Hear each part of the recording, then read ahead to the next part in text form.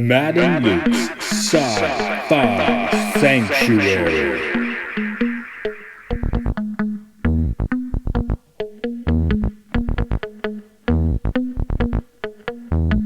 The year is 3013. The galaxy is scintillating in the mellow light.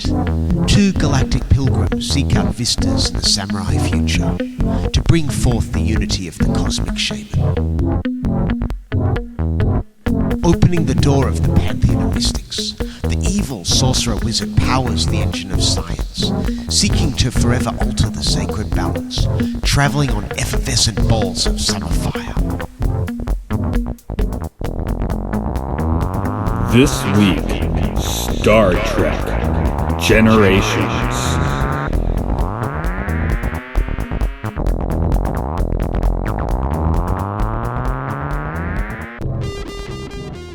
In the year 1994, TNG finished, but there was one more episode for the big screen.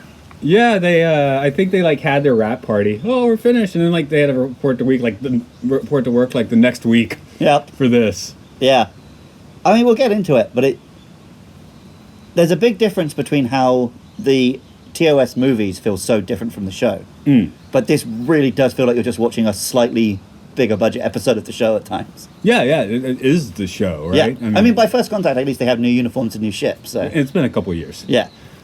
You have to find reasons for Worf to show up now. Right. But yes, it is Star Trek Generations. This is Matt. This is Luke. Welcome to the Sci-Fi Sanctuary. Starship. We could go with Nexus. Starship. Okay, Sci-Fi Nexus. Okay, sure, why not? Where were we?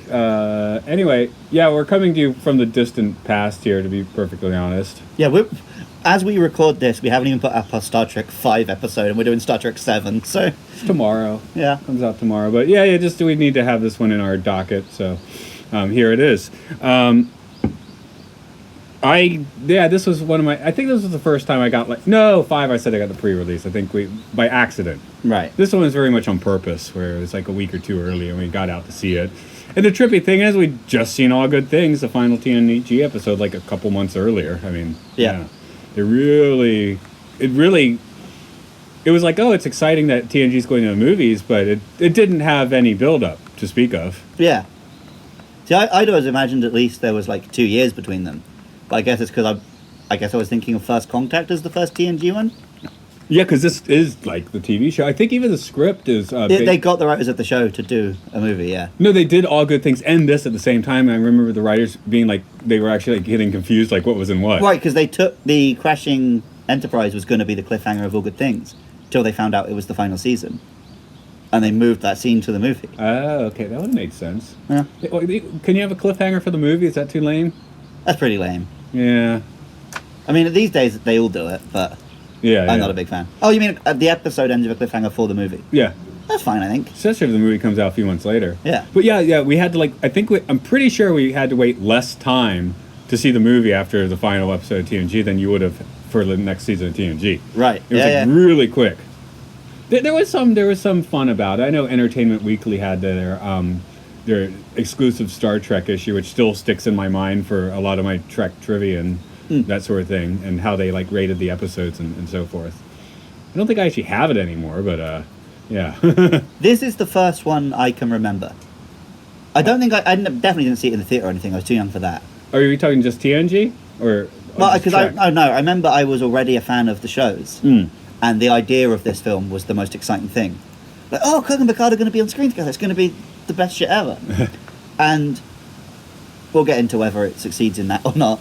But that concept is still so exciting to me. So whenever they did, Power Rangers would often do an episode where various different seasons would meet up. I love that shit. Digimon, sometimes the cast of the old season will meet the new season. I love that shit. Yeah, Doctor Who's into that, certainly. Doctor Who, I love a Doctor Who crossover episode. The Marvel has built their whole franchise on that concept, right? Right, I mean... And now they're talking about doing this, live-action Spider-Verse, that tickles my pickles, you know? Right. It's something that, if you've got something like this where there are multiple generations, the episode where they cross over, I love it. And like you were saying, it's a beefed up TV episode, and I cannot think of another feature movie that is as much like the TV show as this one. Just, I mean, is there I'm anything? sure it exists, but I guess you could argue X-Files is pretty close, but they didn't have, like, you know, iconic sets, right? Yeah, so yeah. you can kind of just because roll. the Power Rangers movie came out just between 2 seasons, but I think they gave them like different armor, so it wasn't just the spandex, and they built a new version of the set and stuff. Yeah, we already talked about the animated Transformers, the movie, kind of just like throwing every kid's dreams out But the then, windows. yeah, that literally. I mean, but that had a much better animation budget, so it did look very different. Right. Even though it was the characters, you know, just on the screen and then getting killed. Yeah. And new characters showing up. Yeah. But like, even if you go from the movie to like season 3, where it is all those characters, there's a big quality difference. Okay. I haven't been too deep into the actual Transformers. But I'm TV sure show, you can imagine that a cinematic movie and an 80s Saturday morning cartoon are going to look pretty different animation. But I have been watching TNG, and I mean, the only real difference I can come up with is it's widescreen now. Although my TV stretches out my episodes to widescreen, so that's barely a difference now. And PP lighting. PP lighting? Yeah, all the lighting in the Enterprise now looks like urine yellow. Ah, huh. I think. Oh yeah, I did. Yeah, there's a lot of shots in front of windows and stuff, and you get more of like a golden. Yeah. They're trying to go for that sunset lighting a lot of the time. Yeah. Anyway, when we saw the movie, and you know, we'd just been watching the brightly lit TV show, like not just a few weeks earlier. Right. It's kinda, our first thought coming out was, everything looked like through a urine filter. They've got the mood lighting on in every room of the starship. It's real dark too. When Picard's like looking at his album of photos, it's like, dude, turn on the light. You're hurting your eyes. Oh, because you can't do it that dark on TV, right? Because Right. it's small screen. Big Right. screen, you get away with it. Yeah. I don't know. Every day at lunch, I'm reading my book with the light off, and the Yuka Sensei comes in and turns the light on, and it's too bright for me. But yeah, here the director's David Carson, who was this was his first TV film. His first film, because he directed a lot of TNG episodes and other Right. stuff. But they were just, well, you did pretty good. I guess he came in under budget or whatever. So like, Yeah. here, take the movie. Yep. Because then First Contact is Frakes, right? Yes. Yeah. Were any of them like film directors? The TNG ones? Who directed? Was it Carson again for the Nemesis? I thought it was Frakes again for Nemesis. No, he did Insurrection. Okay. The Insurrection is very TV. Yes, it is. But so, and maybe it's too soon, but obviously they did find a way to put the original crew on the big screen pretty convincingly. Did TNG really ever make it to the big screen convincingly? Not saying that the movies aren't good, but just like it's never particularly cinematic. I haven't rewatched them in a while. I feel like First Contact did. We'll get that one. Definitely gets Yeah. the closest. Right. Insurrection's a fantastic TV episode. Yeah. I feel like Nemesis tries too hard to put them in the cinema, Yeah, it tries a little too hard. so it doesn't end up They working. never in this one definitely Generations. I mean, is honestly just tone the lighting back to TV and making an episode's great. Yeah. Well, like because they to a did degree. like a Spock episode and a McCoy episode. This could have just been the Kirk episode of TNG. Right, really. And then just confusing us with Scotty there. He was also at a TV episode, right? Yeah. So. Which I guess he had already filmed at this point. So there you go. Yeah, because that was like season Yeah. 6. So Huh. he'd already hung out with. Well, weird he world. didn't hang out with the cast here, did he? He's on a No. different ship, but Well, yeah, before this came out, because they wanted to do an episode where they crossed over, they were trying to, a film where they crossed over. They were trying to come up with the idea for, like, Enterprise versus Enterprise, right. a proper both casts thing. And they couldn't think of a way to do it without making one of them the bad guy. And also, I think at this point, no one wanted to be on screen with Shatner anymore. Well, I did learn Nimoy was just like, well, there's really no reason for Spock to be here, so there's really no reason for me to be in this movie, and no one drove that dump truck of money to his house, so... Well, and also, he'd appeared in TNG Right. as just being that old. Yeah. So if he then looked that old next to Shatner, would they have had to youngify him a little bit? And of course, I mean, you know, the idea was 6 was a pretty good send-off, which it was. It really was, So, yeah. It was, Yeah, because this isn't the send-off, this is the handover. So. Yes. So let's get into that handover. We've already spoiled 3 things, but I don't think this is a particularly spoilery film anyway. You know it or you don't. So let's get rocking with that story.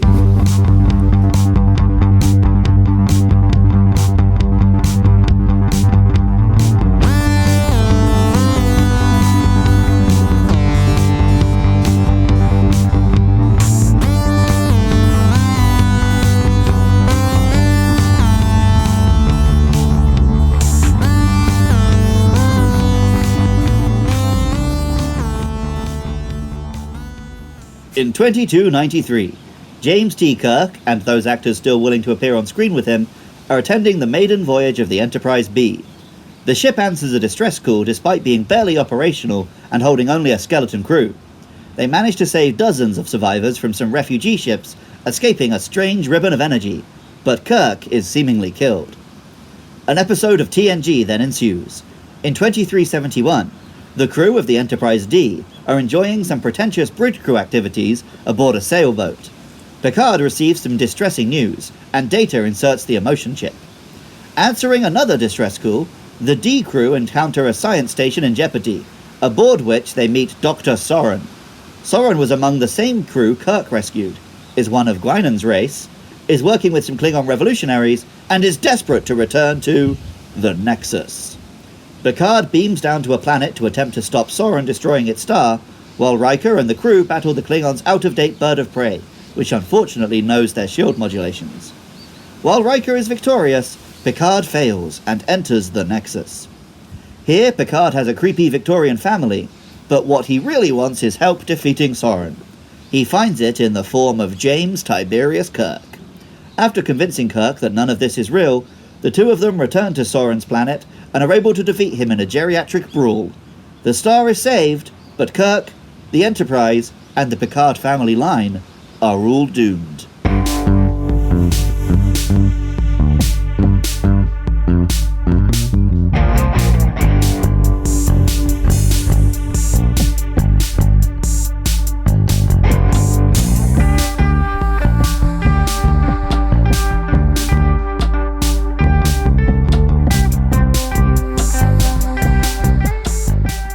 Okay, one thing you might have gotten not quite wrong, but not quite accurate. Dozens of survivors. 47 survivors, man. Yeah, 4 dozen. 47. Yeah. 47. That's Oh, it's the Star Trek that's TNG, the TNG number, yeah. Just, I had to call it out. And the other thing that you did know you got right was the pretentious bridge crew activities. Yeah. I know you haven't gotten to lower decks yet, but there's an episode where that's used for one of the ensigns as punishment, being promoted to senior staff. So now she has to go do the boat thing and the poker game and the classical concerts and all that. Yeah. She just wanted to hang out with the homies down the lower decks. See, people make fun of it, but one thing I did like about the Kelvin movies is their version of pretentiously being into something old was liking the Beastie Boys. Yeah, and here it's usually the pretty staid stuff, I guess. It's stuff that there is no licensing to pay for. Right. I don't know. I mean, I've said it before. I'd probably cop over to 10-4 with my cello, but I'd also be being slightly pretentious, I suppose. But, yeah. But hey, that would be such a wonderful opportunity because in 10-4 they let you do that stuff. Yeah, but I'd be down in the holodeck nightclub just raving. Okay, that's the Barclay move, is it? Yeah, no, there's got to be some sick raves on board a Starfleet spacecraft. The Discovery had that one. Yeah. True. Well, there's more disco, but whatever. Yeah. This is right. They had some nice lighting. Was that the Not time like loop this episode movie. as well? Huh? Yeah. Yeah. That's a good episode. Is this a good episode? It is a good episode. Here's the thing. I actually really like this film. I enjoy watching this movie. It doesn't deliver on its one key promise. Yeah. Because I hadn't watched this since I was basically a kid. And I remembered most of the beats and stuff. But the way it fits together, I'd remembered so differently. Because I remembered Picard spending most of the film in the Nexus and having loads of screen time with Kirk. And basically the whole crux of the film was him and Kirk, him convincing Kirk it's worth coming back to Starfleet or whatever. That's a 5-minute scene at the end. I think I'd somehow combined this film with The Inner Light. Oh, where Picard's gone Does have for a the while. whole episode in a Which is a better movie than this too. Oh, The Inner Light was phenomenal. Like by the time you're hearing this, I'm pretty sure we've already done yesterday's Enterprise, which is as a TV episode is a better movie than this. Right. But yeah, because that one is very cinematic. It's more cinematic, other than things like lighting. It is more cinematic than this one. Yeah. I mean, it feels more epic. Well, I just because they just finished writing TV episodes and they're suddenly writing a film, I think they were just in TV mind. Yeah, it was- like you say, if you didn't have that lighting, this film has so few effect shots. They could have been done on a TV budget. They look really good because they were done by like ILM or whatever, but they could have been done by the TV team. I actually This could have just been a two-parter. I wrote a few times, is this actually like just yes, ILM did do it. They did soup up, add a little more detail to the Enterprise D, all that. But when I was watching a few nights ago, I was like, did they just lift this from the TV show? Right. It like wasn't like enough of a difference to really tell. I guess that's where it helps to get like a new ship in the next movie. Yeah. Well, and then like the even the bird of prey they fight, they reuse the explosion from the previous film. Yeah. So they have to make a line like, "Oh, we're fighting an out-of-date bird of prey," but they've like got through our shields or whatever. So yeah, it lacks in cinematicness, and the little bit they did add is weird. But yeah, I feel like it wouldn't feel if you saw this film in isolation. It's not like it looks bad. I enjoy It's watching. because we've watched so much of the show and it looks so much like the show. I was watching it on the same laptop screen I've been watching TNG on, and it could have just been the next episode, right? Yeah, it But- just seems a little off in some weird way. One epic thing though, that the stellar cartography is cool. Oh yeah. We Apparently- get to see little things that we didn't see in the show. Apparently, that was just a massive set. Oh yeah. Like, because I guess it was all just a giant blue screen, basically. Yeah, pretty much. Yeah, but it was a cool set. So, yeah, I was reading one of the books. It might have been one of the Titan books. Just geek out as hard as I can. Where they you have to imagine it because it's a book, but they got the stellar cartography room. And it's is it Aquiel, the woman in one of the terrible episodes who can't really move properly without stuff? So she's turned off the gravity in stellar cartography. So everyone's just like floating around looking at the stars. Aquiel is one of the women that Geordie gets creepily obsessed with. Okay. Could she walk properly? Yeah, she could walk. No, she was presumed dead, and he was meant to be investigating her death. And fell in love with her and then I'm turned thinking out of she's someone alive. else then. Anyway, it's a crew member who the gravity's too strong, so they're in charge of the stellar cartography, so they've turned off the gravity. Because they always mention stellar cartography in the show. We just never see it. The Enterprise D should have dolphins on it, I believe. Yeah. Yeah. They got like cetacean navigation. I hope they or got something. saved at the end of the film. Yeah, that's another thing Lower Decks brought up. They do mention the cetaceans on the ship. Nice. That's great. But usually, I guess we just needed to like spurt out some geek stuff here. So should we go ahead and properly do the actors since we haven't actually done this crew yet? Yeah, let's do it.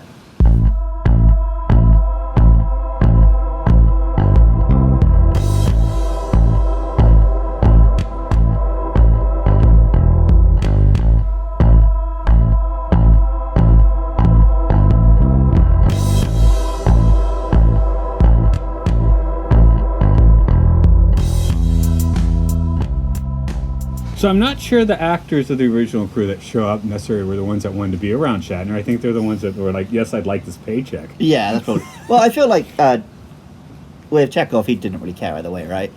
I don't know. I don't think Are we I don't talking think you he's- Koenig or Chekhov? Koenig. I don't Okay, think he yeah. hasn't spoken out that much about hating Kirk, has he? Nah, I just tried to interview with him recently. He's he's a pretty interesting dude. So. Yeah, he comes across as, you know, when like some friends have a falling out, he's that one guy who's just trying to still be friends with both. I think He just seems like a nice guy. He wasn't gonna have any beef with anyone. I think Jimmy Doohan was not very cool with Shatner. No, he wasn't. I remember that because like they even kind of seem like they hate each other. Yeah, so just when you said like the crew members that will show up with Shatner, I'm like, are we? I mean, I think it's the some crew members money. you can't afford to say no. Might be more accurate. Right. Yeah. I don't know. They could have made some convention money too, but yeah, being on screen, it's cool. I mean, Doohan, he died like 5 years later, so it's a nice last hurrah. Yeah. Everyone loves Scotty.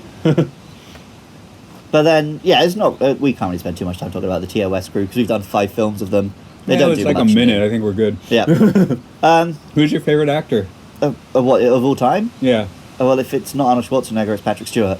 It was Patrick Stewart. You changed Yeah. it to Schwarzenegger because no one in Japan knew Patrick Stewart. Yep, it's Yeah. Patrick Stewart. I mean, I love Schwarzenegger. He's not a good actor. Patrick Stewart is always phenomenal. Yeah. He's great in this movie. I mean, he's given like almost the most ridiculous like sentimental story to deal with and handles it great. Yeah, well, it's like, there's we're doing a film. What do you want? He's like, just give me something to act. Yeah. Okay, we're going to give you some like deeply tragic news, and you're going to carry so many different emotions and I did write no more fun Picard for this movie once he gets his message. Yeah. Because he doesn't have much fun with Kirk either, does he? No. Well, he's not having a good time for this whole film. There's a little bit when they are finally saving the day where, like, oh, they're having fun being Starfleet captains together. Yeah. But for the most part, yeah, he is not having a good time. But nor should he be. He's Patrick Stewart, and he's very good at that. So Yes. it's like you say, it could be real schmaltzy and crap if it wasn't one of the greatest actors of all time doing it. Yeah. But yeah, he delivers it phenomenally. Yeah, and you know what? One thing we're going to say, they've stuck by that plot point all the way through Picard, because in Picard, he is the last, and now he's a robot. Oops! Spoiler, you're a Trek dude, if you're or gal listening to this, so deal with it. I was wondering if, like, they're going to try and give him some lame closure by some other character is going to Ray Skywalker it and be the next Picard. That doesn't make sense. What? The next Picard? Oh, you mean like his essence is in another actor? No, yeah, like Data's daughter, if she would be like, oh, I don't want this fake name they gave me, I'm gonna take the name Picard. Something like that. Right, okay. She can still do that, I suppose. Yeah. Well, she'd have to be... Or especially if Patrick Stewart dies and they want to keep calling it Picard, they're probably going to do something like that. Well, I guess they can. Now it's Sci-Fi. Who is the... Okay, not counting the original crew. Yeah. Who is actually the number... Who is the real second build actor in this? It's got to be Data, right? I think it is. That because said... it feels like they went in like, okay, you two are our best actors. We're giving you a bunch of acting to do. Because, like, technically it was always Frakes, right? Yeah. Maybe that's why he got thrown the directing bone. Also because he can actually direct, so that helps. John Frakes is genuinely good. I mean, he's not like a phenomenal director, but he's a real steady hand. Yeah, he's in for episodes of Discovery. Does great. Yeah. Well, I every time I think to look at the credits, I bet it's going to be Frakes, and then it is. I don't know what it is. If I decide to look at the director, it always ends up being Frakes. So, well, here we are talking about Frakes first anyway. We'll get to Brent Spiner. But, right. Yeah, I mean, he's Riker in this episode. I call it episode again. Yeah. We don't even do episodes on this podcast, and I still call it an episode. Well, we just talked about Picard, and we did do episodes of that. Okay, true. But, yeah, he's Riker. Yeah. I mean, he's fine, he's good. He's Riker. But, yeah, it's just Rikering. Does Riker ever do anything other than Riker throughout the films? Not really. I think he gets a few moments to be command and insurrection when Picard's busy, but... Right. So, yeah, he does this too. But... He does his, like, Riker maneuver, right? Yeah, okay. He crashes the Enterprise here. Yeah. He gets that's to, like... Geordie's fault. He gets to do, like, cool shit in insurrection. Yeah. Well, he gets to have his, like, fight over a bridge in Nemesis. Yeah. He gets to get married, become Mr. Troy. That's true. Yeah. But yeah, he never really feels like his character goes anywhere. He's just there to be action man. Well, the thing is, and they even kind of made a meta point of this in the show. The only way for Riker to evolve is to leave the Enterprise. So yeah, the only time we see Riker evolve is when he finally shows up in Picard. Yeah. Yeah. So, he seems like a likable dude. Let's. I like Frakes. I like Riker, but he doesn't do anything to blow you away. Brent Spiner, Data is definitely back to. Data's a Gumby character. Oh yeah. I mean, and they definitely Gumby him in this movie. I mean, like, Data knows at this point not to push Dr. Crusher off of the boat, though I thought it was pretty funny. I guess the audience is supposed to think it's pretty funny. And I did really find that funny. It is hysterical. Especially when Geordie's like, Data, that wasn't funny. Like, yeah, it fucking was. But Data knows not to do that at this point. But the thing is, I would have done that. Yeah. I think that actually was the correct funny thing to do in that situation. Yeah, really. It was right. So maybe he did know to Screw do the that. rest of them. Yeah. Have some fun with your senior staff bridge crew activities, man. Data knows that. Brent Spiner is kind of a weird actor. Oh, yeah, exactly. That's why he's so good. How did you mean it? I don't even know. I've never been able to get a fix on what kind of dude he is. Oh, yeah, I don't think I would want to. It seems like he's, like, even a little, like, obviously not having, like, the Shatner dramas from the TOS crew, but it seems like Brent's always been, like, kind of the standoffish one from the others, like, just, like, in general. I think because, like, Picard was a good enough actor that he didn't get typecast. He's done loads of stuff. Brent Spiner is a very good actor, but did get typecast. Yeah. So I feel maybe he just had some bitterness. That might have been it. Because all he plays now is Data or weirdos. Like, he's the weirdo in Independence Day. That was quite a while ago, but Yeah, but he came back for the sequel, didn't he? I thought he died in the first one. Oh, it's left unclear. Maybe he didn't come back. I haven't seen the sequel. I But yeah, saw that it. was... I saw it and I forgot Independence the Day was the sequel. same year as this. Fuck. Or, well, no, 2 years later. It's a couple of years later. I Yeah, think but yeah, same year as First Contact. Yeah. So it was a little bit after. It was like, oh, this is what Brent Spiner's doing after Star Trek. Yeah, but he was also still doing Star Trek. Right. No, I mean, he at least got to count himself as like a major motion picture actor for a few years there. But yeah, I guess he's kind of... Well, in every conceivable way, he is the Leonard Nimoy Yes. of Yes. TOS. TNG. He was so good, but he'll never not play Data. Right. But Like, Leonard Nimoy is very good, but he'll always be Spock. he got his insertive show in the 70s. That was pretty awesome. He did bits and bobs, but... Yeah. But, He did that Bilbo Baggins album.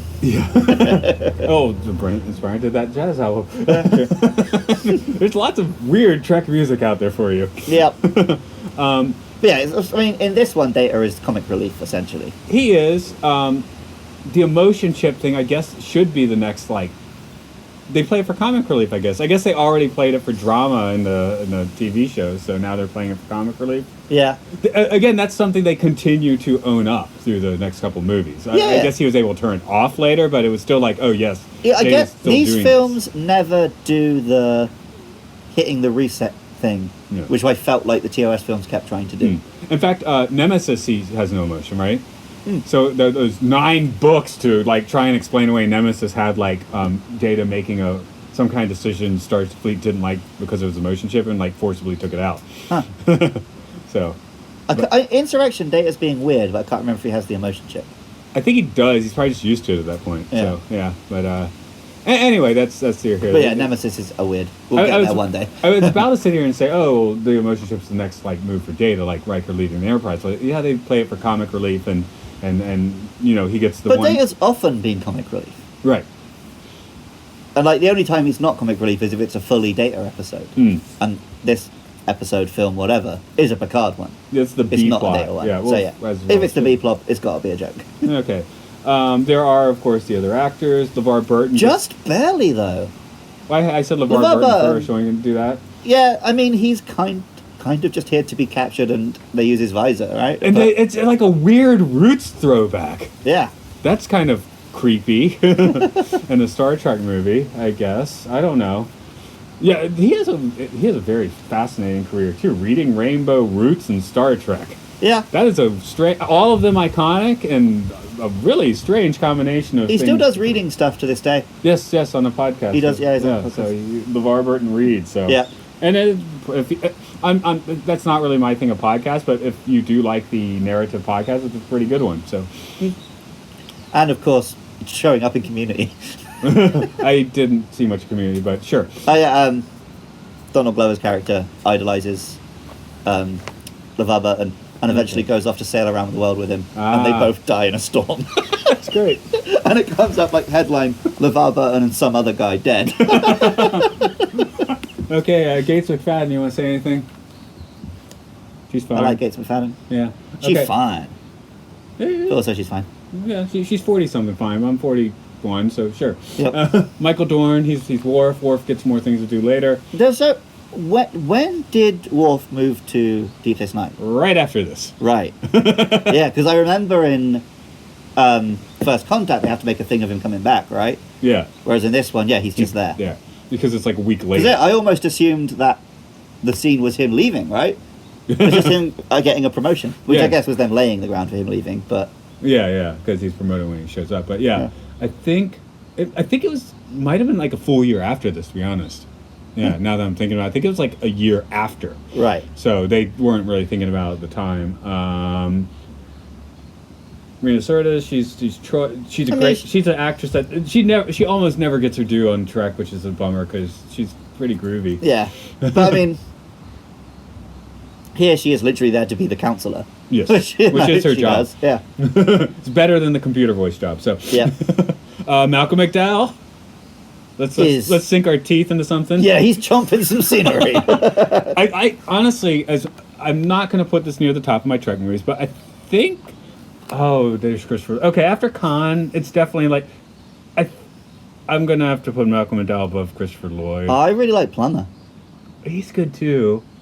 Okay, yeah, he should have entered my thought too, but I don't know. I think McDowell's good, but he's just got a nice scowl in this movie. I think I like him. I think he's not well written. But he's playing it real No, well. I was gonna say what it is. He never has much time with the characters. That's true. There's no emotional battle between him and Picard. Yeah. He's just doing something evil. Picard wants to stop him, but there's no antagonism between them. Whereas like Khan and Kirk is like a battle for the ages. Kirk and whichever Klingon villain, there is there's the whole Cold War metaphor. There's Kirk's hate for the Klingons. There's something there. Yeah. Whereas this, it is just here's a villain and the hero wants to stop him. You just haven't watched A Clockwork Orange yet. Well, true that. Yeah, Okay. but that doesn't affect this film. Well, it does affect the film in that you're just like that intensity is repeated. Yeah, well, he's like I said, he is very good. Yeah. But I don't feel this. Yeah. He's a good villain. I don't feel this hero-villain battle, which I think is fundamental to a good villain. Again, it's maybe they didn't write this one as well as we could have hoped. Yeah. There's definitely a lot of fodder there, and definitely a great actor to do that. So, I love. There's a quote from McDowell where he's like, I refused to play an alien because I was not getting up at 4 a.m. to do makeup. that's legit. Which, I get that. I got a lot of respect for the brass balls of just telling him that. Yeah, I'll come and do a Star Trek movie, but I'm not doing that stupid alien makeup. Fair play. Whoopi? No, my main thing is it's a shame she didn't get to appear with Nichelle Nichols.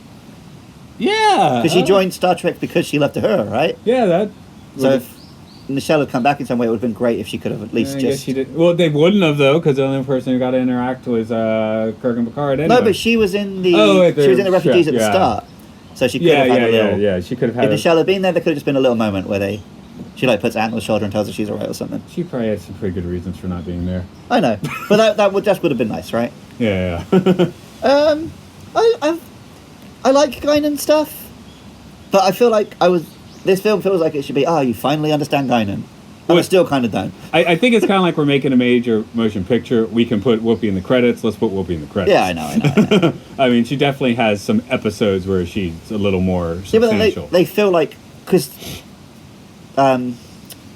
Soren's meant to be like one of her people, right? Right. So you feel like, we're going to get some answers, but we don't really. No.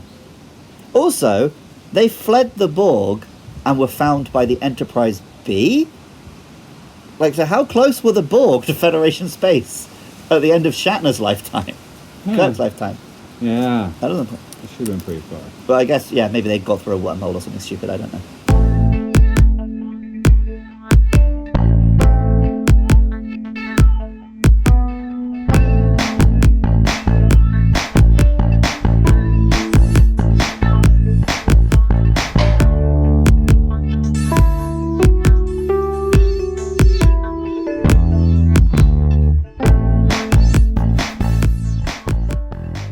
You know what's super confusing about this movie? What's that? The uniforms.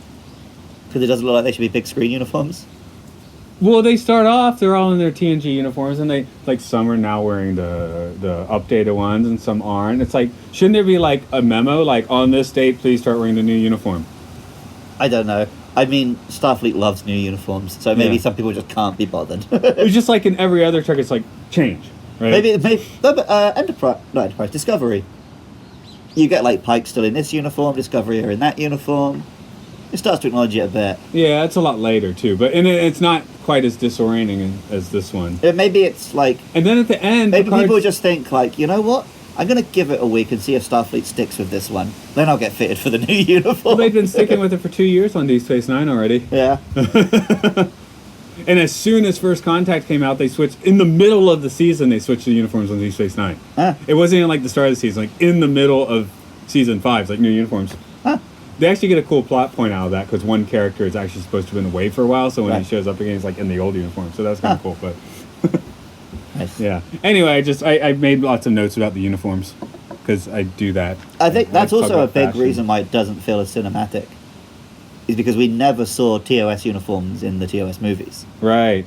I guess Command gets the uniforms first, but why Riker first, not Picard? Because Picard's off. No one wanted to It's go and before that. bother Picard when he's like crying in his room. Hey man, we got a new uniform for Captain, you! so I know you've just tragically lost your brother and his son, but we do need you to change your shirt. Another bit of geek design. In this movie, they have families in sickbay in the drive section. Oh, yeah. That's stupid. Was it the point that always you keep all of the, like, kind of like day-to-day stuff in the saucer because the saucer drive is the section part the that... battle bridge, right? Yeah. Yeah, that's the battle bridge. That's the phasers and nacelle section. You don't... In the shuttlecraft, you don't keep families and sick bays in there. Well, I mean, they'd have an there could auxiliary be two sick sick bays, so I would forgive that. Maybe the families were doing the phaser tour that week. Yeah, why was Dr. Crusher in the secondary sick bay then? Sure, she shows up at both. Yeah. Yeah, no, it was clearly just we want to add some drama. Shit. We need to show kids running. We need to show LaForge saving kids. We've got budget for extras this week, is what it was. This week. But that is how it feels, though, right? Yeah, it does. But yeah, I don't know. Since this is our first Trek, I mean, how do you feel about the fact that we're going to keep all the families on the Enterprise D? Because no other ship in Trek bothers to do that. Well, no ship in Trek was to show that. I assume that E doesn't have families. It's I think it's a little smaller, right? Yeah, well, because D it's not a warship.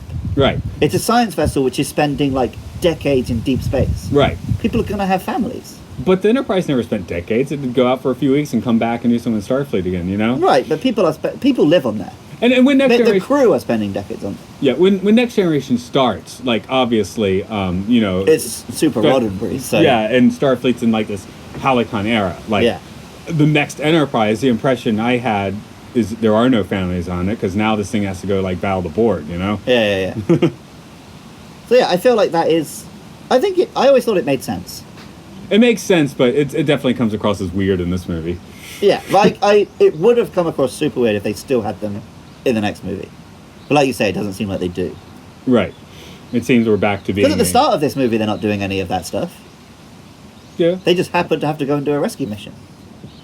Right, but yeah, I mean, like the Enterprise D, I'm just saying its original mission, especially once the Borg shows up, and then if you want to get into Deep Space Nine, we got the Dominion War, and after that point, Starfleet's they're obviously gotten a little more military than paramilitary at that point. Yes. Whereas at the start of Next Gen, yeah, they're pretty much like a love and happiness crew. Right. All diddling each other. Not the kids, though, right? Not the kids. Well, Picard doesn't, because he makes such a big deal when he finally gets a girlfriend. He won't even go to the poker is it games. Okay? Yeah. Data did it with Tasha, right? He's fully functional. Roy. Troy. Who the fuck is Roy? That's like Guy from Galaxy Quest. Hi, I'm Roy. That's my shipping for Troy and Riker. Oh, okay, Roy. Anyway, it seemed like they were just like then again, friends. Triker's not much better, is it?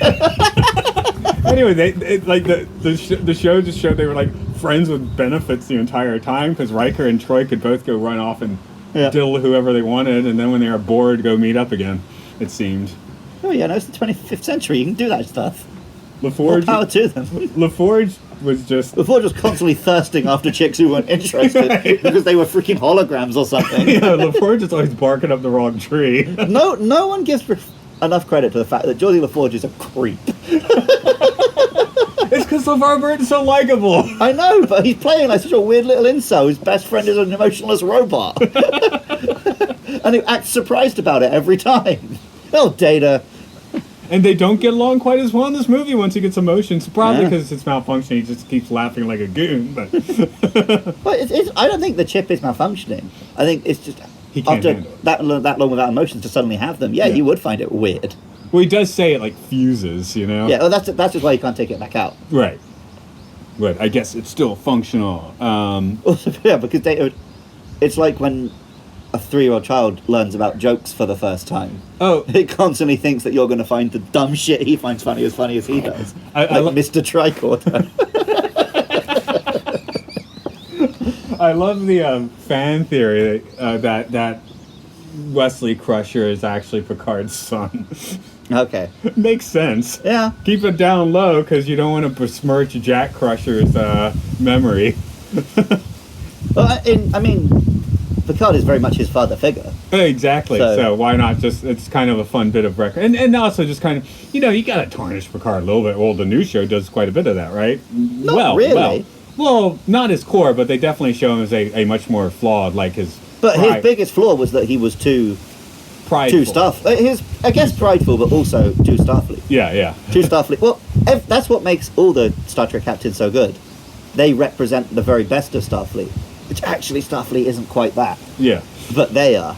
So anyway, I actually like that bit of, not that Wesley shows up here, but that bit of retconning that, not just since I'm talking about the crew diddling each other, that just to tie in Dr. Crusher and Picard a bit more. And hell, they practically got up to that in a few episodes anyway, so... Yeah. Not the best I've always ones, shipped but those two, but... So no, see, let's not tarnish Picard's memory, but let's keep the fan theory. They had a threesome. That makes it... Yeah, now he's more awesome, man!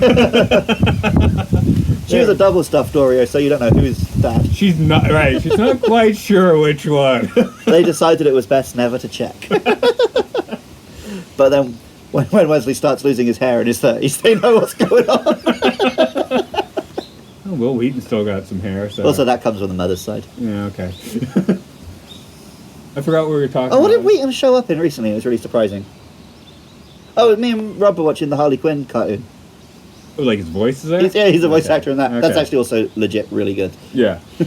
I just now know him as a dude that's on the internet a lot, and last time I remember was Big Bang Theory, so... Yeah, he's on that a lot. Yeah.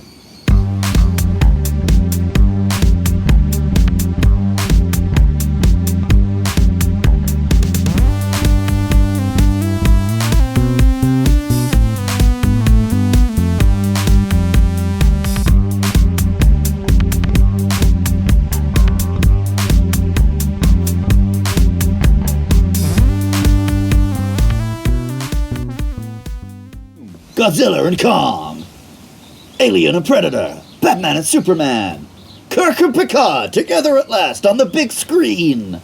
Never quite works. I don't know. I was pretty happy with Freddy versus Jason. Well, a lot of people weren't, so that might just be me. Well, okay. I think the one that is a more fair comparison, though, is the Marvel stuff. Because they're both Star Trek characters. They are already in the same universe. You don't have to bend over too far to have them meet. You just gotta get the time stuff, but Trek's perfectly happy There's to do plenty that. of time stuff. Yeah, they did it perfectly well with Scotty and Spock. Right. So yeah, it wasn't that much of a leap. But how do you feel about this film? And just specifically in terms of that, in terms of this finally being the crossover. I know it was very underwhelming when it came out, just in part because the whole TOS cast was not there, even though it would have been a cameo if they stuck with the script. Yeah. Another weird fan theory, and honestly, by the time this episode comes out, we will have already confirmed or denied it, I think, but that some of the yesterday's Enterprise actually originally, instead of that being the Enterprise C, it would have been the Enterprise B, and that would have send Kirk's crew back to go blow themselves up to impress the Klingons. Okay. That would have worked as a movie. Yeah. Yeah, I mean, even if that wasn't the idea at any point, it would have worked as a movie. A little more depressing, but hey, Kirk dies anyway. I guess. Well, that wouldn't work because you got Scotty and stuff too. So yeah. I think this might have been an earlier idea, but. But yesterday's Enterprise predates the Scotty episodes, right? Right, and Spock. So McCoy though. So I guess I don't know. Oh, McCoy shows up in the first episode. Yeah, so that that's probably wrong, but still, that would have been a more. Let's just take the continuity out. Would that be a more effective? So we don't have Enterprise against Enterprise in that case, right? Yeah. We have them working together. We have the D crew sending the old crew off to basically die. Is that better or worse? The problem is it takes agency away from one or the other. Because they're never going to be together as equals. Because the Enterprise D crew are from a more advanced time. Right. They're always going to have the better tech, the better science, the better knowledge of current, astropolitics, I guess you'd call it. Right? So whatever you do, it's going to be it's going to feel like the Transformers movie. Chuck out those old toys, get these new toys. But we all know all the toys at this point. They're all the old toys. Really, yeah, I know. In a way. Yeah. But I think just having it just purely human is the way to do it. Because they're all great, good people is the way to compare them. Yes. So maybe done something like in Beyond, where they don't have the Enterprise anymore, and done both crews. That could have been really fun. Yeah. Or just do what I like this film and the concept, but like I said, we don't get very much of it. One thing that I think is pretty satisfying, you just mentioned Beyond and losing the Enterprise. Well, they lose the Enterprise here, and it's a pretty good sequence. Right, but it came like you thought second, that was the climax. Yeah, it comes as like the second act climax. Yeah. In my head, it's like Picard and Kirk are battling on the planet, Riker's battling in space, you're having a great big climactic action scene. That's not what happens. It would have been the more space effective. stuff is completely resolved, done.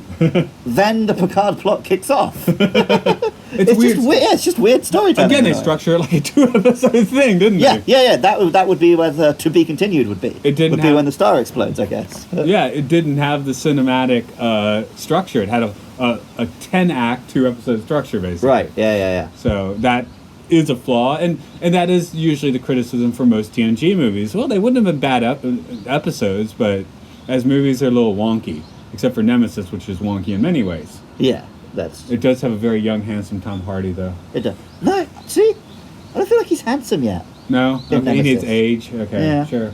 Well, he's not quite buff enough, is he? Maybe that's... Because Tom Hardy's got the face that suits a real muscular build. Yeah. But on a slim build, he just looks kind of weird. Okay. And yeah, he's a bit baby-faced. Anyway, I just felt like throwing him in again. I know. I do like Tom Hardy. Yeah, but yeah, Insurrection and this are very much like. I mean, go on, time. You think Tom Hardy is your ally? You merely adopted Tom Hardy. Okay, so I want to compare, not Best of Both Worlds, because that would just be the best TNG movie at least. Right. Let's compare this with, let's say, Descent or Time's Era. They're fun to watch or not. Could you even know what I'm talking about? I'm trying to remember. I know what Best of Both Worlds is. I'm trying to remember what those Everyone two knows. are. Time's Remind me. Arrow is where they find Data's head and they end up back in Yeah, San okay, Francisco. yeah, I love that one. That's a good one. Okay, but I mean, that would have been a great, not even a great episode, it's a fun episode. Would have Yeah. been a weird movie. Descent is where Data first gets the emotion chip and goes evil for a bit. Okay. Brother Lore is there in the board. I don't think. Yeah, I haven't. I'm just coming up on that one in my rewatch. Okay, it's. I'm one of those guys. I can basically sit down and like watch any TNG almost. Maybe not Code of Honor, but most of them I can sit down and watch. I could sit down and watch that, but I would be having thoughts and want to talk about it after. Right. But anyway, I can. It's like sex is like pizza or Trek is like pizza, right? Like most people. That's something you can say when you're a man. That sex is like pizza. Oh yeah. Okay. Women have had a lot of bad sex, man. Yeah. Okay. Sorry, I thought that was the normal phrase. Sex is like pizza. No, it came up recently on another podcast. It was Okay. a Star Trek podcast, actually. Oh. And one of the dudes said it basically the way you're saying it. He's like, yeah, sex is like pizza and like Star Trek. 'Cause that it's always was it. good. And they were like, yeah, that's because you're a guy. Because I'll tell you why he said, and I said because that was in the just before this movie came out, Entertainment Weekly magazine, Okay. where they had that quote in there. I think Yeah. that's where I got That's it. why it's so associated with Star Trek, I guess. Yes. So just to defang that a bit. Oh, no, yeah, I wasn't actually having to go at No, you. I know, But I it's know. funny because men do throw that phrase out. Yeah. But it only applies to men. In Trek terms, Because, just fucking stroke it a bit and it'll come. So. in Trek terms, it's because I think it was in that magazine that a lot of Trekkies read at the time. Yeah, you're probably right. So, anyway, Wait, so far, we're on our 7th Star Trek film. I've enjoyed all of them. yeah, I like Star Trek movies. same here. But, yeah, this does. I can see why if you were like buzzing, going to the cinema, it's a big thing. This really does. It's legitimately not quite as good as any of the TOS movies. No, you're probably right. But it can be more like it's kind of like a nice blanket of a movie, I guess. Yeah. At con you kind of got to at least turn on most of your cylinders to engage with. This one Right. you kind of just lean back and there's some groovy Trek stuff going on. So I could chill out to this movie better in con. I very much watched this as like watching an episode. Yeah, it's really the only way. That's why people can't call it a good movie because it's an episode. And it's an okay episode. It's an average episode. Yeah, the concept's there, the performances are there, the effects are even there. I would even go. The script just needed one more rewrite by an actual film guy. Yeah, I would even go with Insurrection as a slightly above average episode. Yeah. Which I might be in the minority on that, but I don't know. See, this might not hold up for a rewatch, but in my head, First Contact is a film. We're gonna get to that. We're gonna get there pretty It is a soon, film, yeah. and we're gonna get to that one. But yeah. But then also, it's the one that shits on Picard. What's the one that turns into movie Picard? Because Yeah. he is not. But it's understandable in that one. Yeah, they try and make a movie Picard a little bit at the end and it doesn't take. Right. They definitely get movie Picard going in First Contact, which But yeah. I guess Insurrection has just a little bit of movie Picard. And then Nemesis has way too much movie Picard. So. Right. But in like a First Contact, again, maybe this won't hold up. I've always forgiven the movie Picard because it's him dealing with his huge PTSD. Yeah. Like, we're not meant to think this is Picard of all of his faculties.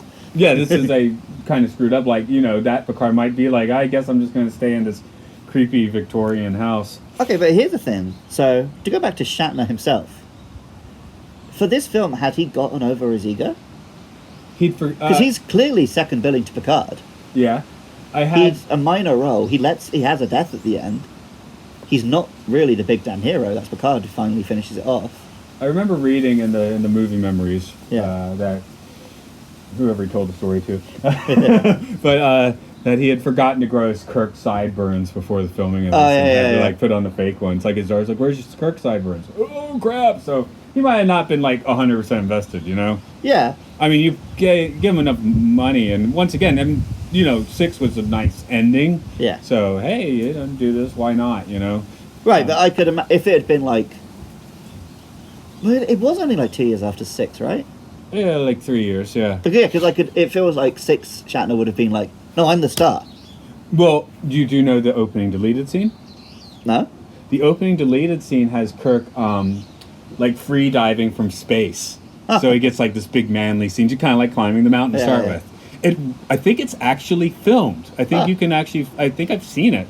They ended up reusing that costume. Reusing it for the Kelvinverse. Yeah, Kelvinverse or something. But Kelvinverse has multiple space diving scenes. Remember? So. Oh, it's not those. It's a different. No, one. but it was. I think it might have been DS9 or Voyager episode. No, but I think they were because this idea for a film had been kicking around for a while. Yeah, and they filmed it. Yeah. So that was Shatner saying like, "Hey, give me this like movie star scene," which didn't end up in the movie.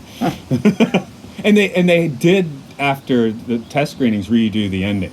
In the original, Soren just shoots Kirk in the back. Okay, here's a concept. Did Kirk die on the Enterprise B? And the Nexus just gave Picard a Kirk? He does show up in the real universe, though. No, but we don't know how the Nexus's power works, right? True. He said it can give you whatever you want. Yeah, but Picard wanted a dude to help him beat Soren. I felt like the Echoes couldn't make it out. You're probably right. Yeah. But we don't really Guinan know. sort of made that. I mean, Echo Guinan sort of made that clear. Like, I can't go with you because I'm an Echo, right? Yeah, but that wasn't. There's not an Echo. It's just Picard invented a Kirk. Yeah. I think I'm going to stick with that was Kirk. Oh, yeah, I prefer that. Right? But it's still kind of a bummer the two ending of for them Kirk, of course. He didn't quite die alone either. No. Picard was there. Yeah. Oh, there was a new friend. Does that mean it's like alone? They didn't spend much time together. I don't know. Maybe that's where his ego got in the way. But yeah, he got to pass over, pass the torch to the new Enterprise captain. Yeah, he called him the because captain. he starts with he's with that real dweebus Enterprise B captain, and you can feel like he's not very happy about handing over the captainship. Cameron, we saw what he did with the Ferrari. Don't give him a starship. Bueller. But then yeah, we get Kirk, and it's like Picard, sorry, and it's a nice little moment. That's the thing. The Kirk and Picard stuff is really good. I just wish there was 30 minutes of it instead of 3 minutes of it. And then Kirk's distracted through half of it anyway because he's trying to work out the Nexus for himself. Right. No, but that would have been that could have been if they'd given it a whole film of him trying to convince Kirk. Yeah. And then Kirk making the decision. That could have been such a great moment. But it's they've barely met, and he's like, "Okay, I'll come help you save the galaxy." Yeah, we know from this side of paradise, Kirk is not really down with just hanging in the dopamine unrealities. Yeah. Or Kirk shouldn't be, at least. he almost seems... Well, he is older here, so you get to a certain point, I guess it's why not, Oh, I meant to look this up, and I didn't. How close in age was Stewart and Shatner? They're about 10 years, I think, I want to say. Oh, okay. Because Shatner's pushing 90 now, right? Yeah. And Picard's only just 80, so about 10 years. God. Patrick Stewart, the real human being. Yes, Picard's much older, isn't he? I know, just in my head, they're the same guy. Yeah. There's Professor X. And there's that wacky guy that makes weird jokes. I guess that's actually Patrick Stewart. Yeah, because Kirk's is the fully retired and stuff. Yeah. And now Picard it's only his first movie and he's starting to do the, oh, maybe I should retire thing. Well, the first episode of Star Trek did that. Yeah. True. So.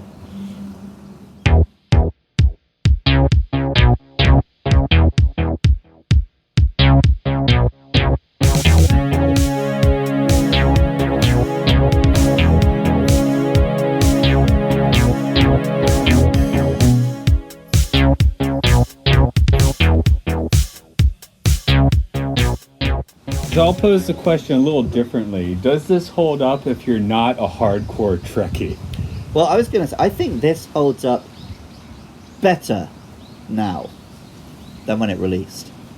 Just that you don't instantly throw it in with the TV show. Well, because like across it now. you've just seen, like the last movie you saw was The Undiscovered Country, one of the best. Mm. The TV show's finished. We're going to get the next movie, and it's going to bring the TNG crew in.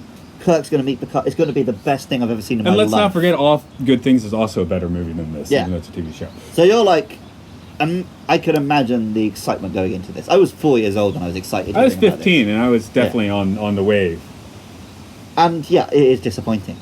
But I watched it on the same laptop I've been watching the episodes.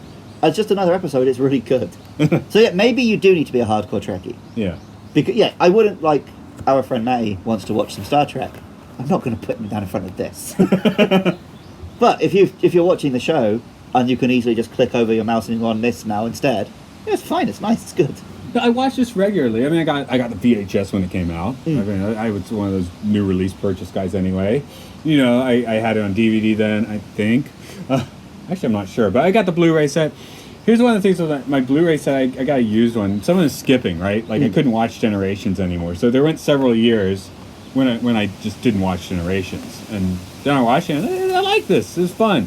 I think that's where like the motion picture kind of went up in my book too. I couldn't watch it for a few years, and I'd seen the director's cut, which doesn't quite do it for me. It's a bit too long, right? Oh no, it's shorter. I don't know. It's reaffected. It doesn't have that full on Doug Trimble. Yeah. And just being able, like, I was real happy to revisit this movie. Again, I'm not really making the point does this hold up for a non-hardcore Trekkie, but that's my view. So. But yeah, I feel like this is one of those films. You're not going to watch it if you're not a hardcore Trekkie.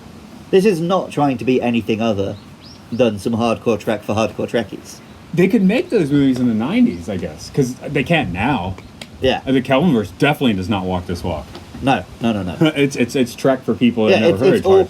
It's better if you don't like Trek in some ways. Yeah. I would argue Beyond is Trek, but I think I would too. But yeah, the first couple definitely ruffle some geek feathers. And the second one was a piece of shit.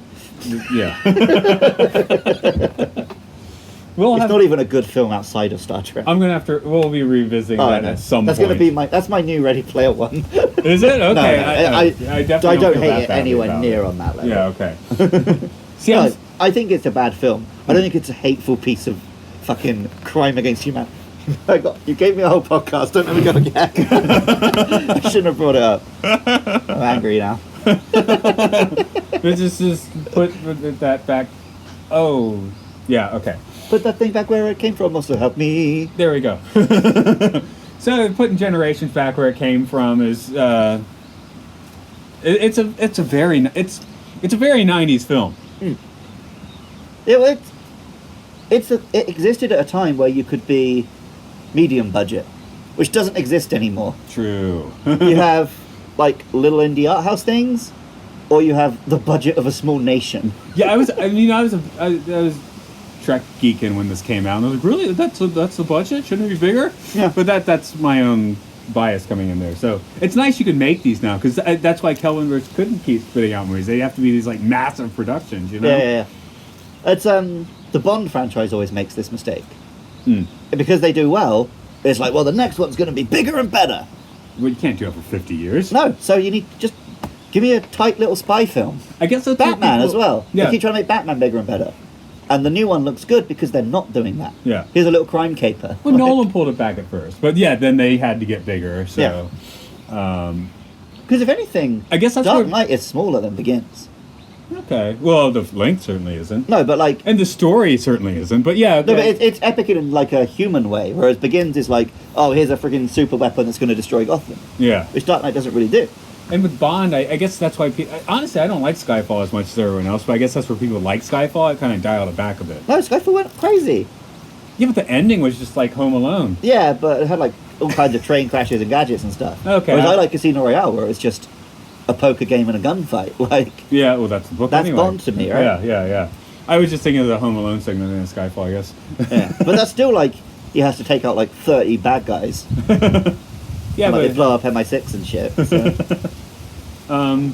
so I mean, really, I guess you're a Trek geek. You're listening to this one. Otherwise, you might stumble into our Star Trek 2 podcast, but you're probably not stumbling into Generations. No. First Contact you might stumble into, but probably not Generations. Right. So, But I guess the person we're talking to right now is the person who is a Star Trek fan but hasn't gone back and watched the films in a while. Mm. In which case, I would say, just watch Generations like it's another two-parter of TNG, and you will like it. Yeah, I think that's the normal advice for this one. So, Just if this should just come on the DVD as like a couple episodes after Best of Both Worlds, basically. I guess the thing in the 90s, you could make those middle budget movies for geeks, adding in the subtext that they'd probably mostly be privileged white male geeks, but Yes. yeah, because now you can make low budget geek for anyone, really. You got the technology. It's just Right. now it's distribution's an issue. But yeah, that's I guess turning around with like online distribution. Yeah. Because yeah, there's some decent stuff, and it's just like on YouTube. Right. Well, yeah, we have like all those Star Trek shows. Yeah, there's some great fan stuff. And for better or for worse, the recent glut of Star Trek shows has mostly made those illegal. Yes. But I'm generally pretty happy with the new Star Trek shows, so I guess it's cool. Yeah, Star Trek on TV is okay at the moment. I in the end, I mean, TV really is the place for Trek. Yes. I mean, that's just the way to think about this sort of philosophy the best, I think. But Well, yeah, the best Trek films have never been Trek. yeah. It's like Interstellar. Yeah, really. Well, I guess we should probably get to the end of this stuff. So you want to tell them about our stuff? Yeah, if you want to find our podcast, we're on Twitter at MLSFS You can find us on YouTube, Facebook, just Apple Podcasts. Just search Matt and Luke's Sci-Fi Sanctuary. If you like Matt's music, which you might have heard throughout this episode, you can find that at rovingsagemedia.bandcamp.com. And if you want to hear more of my voice, I do some other podcasts. I do one about Monster Hunter Monsters, which you can find at Monster Mash Pod. And I do one about Pocket Monsters, which you can find at Luke Loves PKMN. And until next time, you should go back to the Nexus. Oh boy, I timed that perfectly, man. Yeah. Matt just went for a piss, listener. Well, I knew you could rattle it all off. I knew it was going to happen. I just assumed you just weren't going to come back. No, I was timing it, man, and I timed it. You jumped the gun a little. You were going fast, too, by the way. No, because I wanted to do it before you got back. Okay, sorry. What do we do to send folks out today? Well, they're going to desperately try to leave our sanctuary and go back to the Nexus. The Sci-Fi Nexus. That's like our rival podcast. But we'll have to record it, because I don't think it exists. Yeah, well, if it does exist, we're going to destroy them in a steel cage.